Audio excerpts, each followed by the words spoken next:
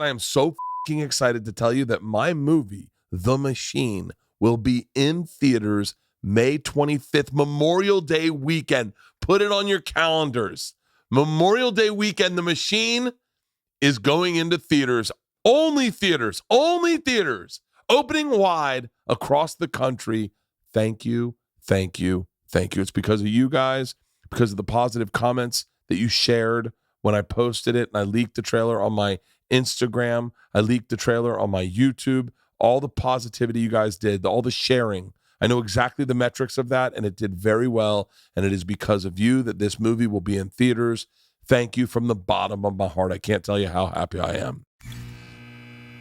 I grew slow. My father was like, is he going to grow? He put me against the wall. I don't want to say the word. Hey, get out the tape measure. And he would my father was obsessed with things, like he was obsessive, and so was John. And he would say, measure him against the wall. Everything with my father had to be exact. Like if he owed you $3.03, he'd say, here's the $3, Kitty. My mother's name, Catherine. He'd say, Kitty, and the 3 cents, 3 cents, 3 cents. And I'd say, yeah, you got the 3 cents? Yeah, I got it. You got it, right? Yeah, I got it. You got it? I said, yeah, I got it.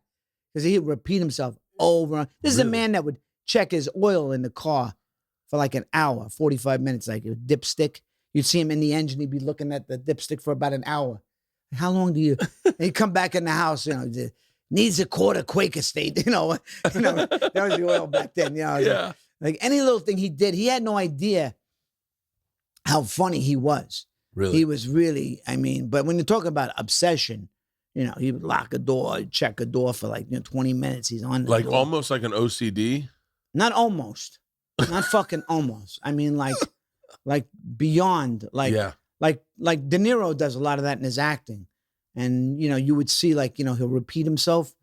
And there's sort of an insanity there that he didn't even, it was when you were watching him, you were like, oh my, on a job site, he was nuts. He was really fucking, he was hard to deal with. But outside of that, he was great. I was the last kid, so I was able to tickle him. I had a different kind of relationship.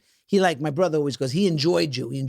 Because I would tell him stories, make him laugh and take his shoes off and take his socks off. Back then it was a big deal. Like he was in construction. His feet were they weren't the nicest feet, but I enjoyed taking off his socks. I would take his socks off and, he'd say, tell me a story, Nicholas, tell me a story. So I would always tell him a story. He'd be out in the matter of, he'd fall right asleep because he used to get up 4 o'clock in the morning, 4 bells, he called it. Sit on the toilet bowl. And that was his ritual.